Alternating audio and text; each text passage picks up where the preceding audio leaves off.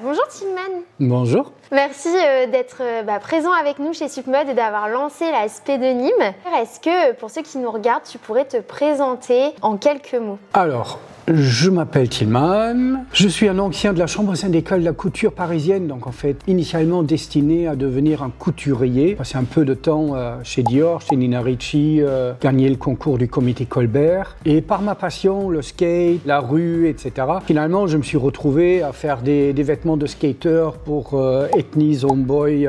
Et puis un jour j'ai atterri dans la jeanerie, Chippy à Carcassonne, où à l'époque on faisait des très très beaux jeans et ils m'ont tout appris. Et depuis, ça m'a pas quitté. Mais en 2007, j'ai monté mon bureau de style, Monsieur T. Et ce bureau de style, en fait, on travaille pour des marques, des fabricants, des salons, etc. sur toute la partie denim. Je suis là chez Supmode pour transmettre un peu ce savoir-faire aux nouvelles générations. Visiblement, l'histoire d'amour avec le jean a commencé chez Chippy, c'est ça? C'est ça, ouais. Qu'est-ce qui fait qu'aujourd'hui, tu consacres ta vie au denim finalement? Mais moi, personnellement, en fait, je suis de la génération des années 70 où on portait les premiers Wrangler à l'école, où on arrachait les badges en plastique sur les fesses, etc. Le jean a toujours été présent dans ma vie. Après avoir appris vraiment la haute couture, la mousseline, le satin, ou après avoir travaillé dans la tour d'ivoire un peu de la mode, je me suis rendu compte que le jean avait un côté un peu plus vrai, plus rue, plus vie de tous les jours. Je considère toujours le denim un peu comme du bois qu'il faut sculpter. Et aussi peut-être par le côté un peu subculture, un peu rock'n'roll, rebelle, que la matière a toujours tendance un peu à véhiculer. Du coup, selon toi, qu'est-ce qui fait que le jean est aussi intemporel? Est-il intemporel? Je n'en sais rien. Je pense que simplement, c'est à la base un vêtement de pauvre, un vêtement de travail, une matière qui se patine avec le temps et qui, quand elle se patine naturellement, reflète un peu la personnalité de celui qui la porte. Et donc, on a tous un peu en nous un peu un jean, parce que c'est un vêtement qu'on personnalise ou qui peut devenir même un reflet de nous-mêmes. Ok. Quels sont les grands défis du denim? Il y a un premier enjeu, c'est que le denim était à la base un produit de niche, anti-culture, et aujourd'hui c'est devenu un produit de masse. Comment on va continuer à lui donner cette identité forte qui fait que chacun qui porte un jean a un peu l'impression qu'il est un peu spécial, qui s'y retrouve personnellement, même s'il est porté par des milliards de gens sur Terre. Et puis, effectivement, il y a l'enjeu écologique. Mais je tends plutôt à dédramatiser. Moi, je dis souvent, attention un peu. C'est vrai qu'à un moment donné, on a commencé à pointer sur le denim parce qu'on s'est dit, évidemment, il faut éviter qu'il y ait des usines qui abusent, qui n'utilisent pas les standards d'aujourd'hui. Je pense que l'industrie aujourd'hui travaille d'arrache-pied encore à des solutions pour devenir plus propre comme un peu de partout. Voilà, on réagit, on améliore et on avance. Donc tu as monté ton cabinet de tendances et de conseils dédié au denim. On est forcément hyper curieux. Quelles sont les grandes tendances à venir? On assiste en fait à des tendances qui sont un peu anti-beauté. C'est-à-dire qui mettent en avant une beauté un peu dérangeante, qui va peut-être nous interroger sur nous-mêmes. Ça, c'est une tendance de fond.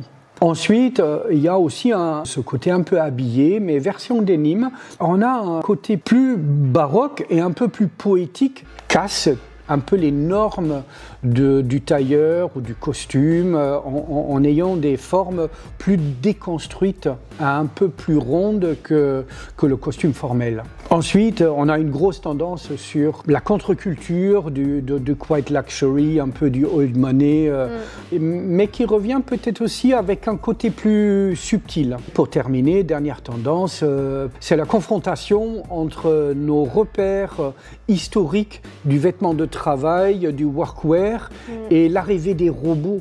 Face à ça, en fait, on a une envie de retourner en arrière, de se remémorer en fait ce côté bleu de travail, début 1900, avec un côté presque un peu art nouveau dans la manière de concevoir les fits et les bien-aller des vêtements. Et donc selon toi, qu'est-ce que ça dit de notre société tout ça?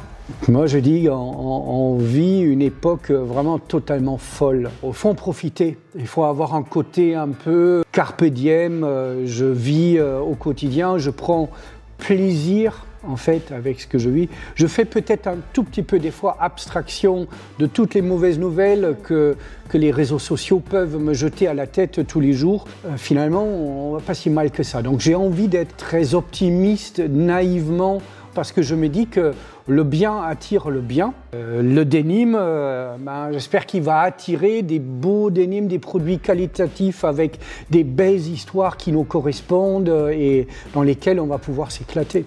On a des étudiants qui ont des questions pour toi. Oh! Donc je vais te montrer la première question. Je voulais demander à Tillman ce qui l'a attiré pour qu'il s'intéresse et qu'il travaille seulement sur le denim, et ensuite aussi comment il a fait pour se développer tout seul de son côté. Voilà.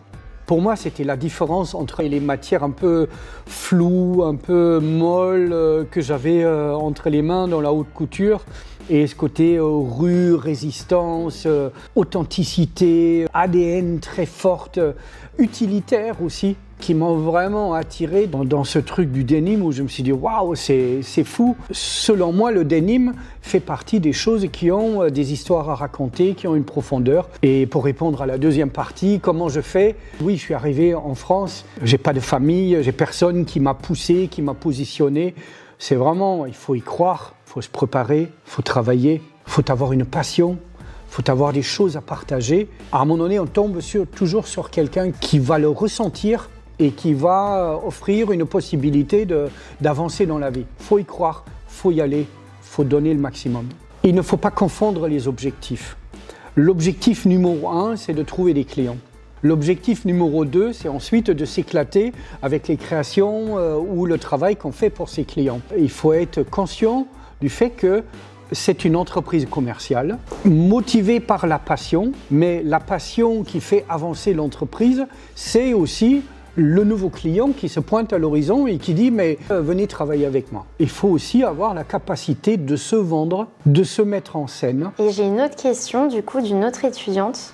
Du coup, la question que je pourrais poser à Tillman, ce serait est-ce que le denim, c'est un domaine où on peut vraiment travailler dedans à long terme? Est-ce que si j'ai envie de vraiment me spécialiser en denim, est-ce que je vais vraiment trouver du travail entre guillemets? Est-ce que vraiment je peux faire ça un peu toute ma vie entre guillemets?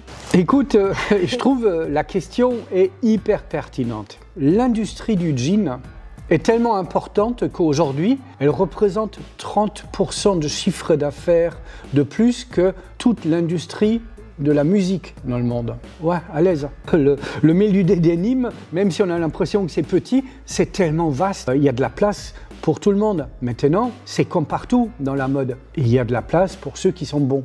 Quand on a un truc en soi et qu'on a envie d'avancer, il y a vraiment ce qu'il faut. Du coup, qu'est-ce qui t'a donné envie de venir finalement prendre du temps pour les étudiants? Qu'est-ce qui t'a plu dans cette démarche? C'est l'envie de partager ce savoir-faire. Je me rends compte que la société, la mode, tout va tellement vite que la connaissance un peu en profondeur, elle se perd.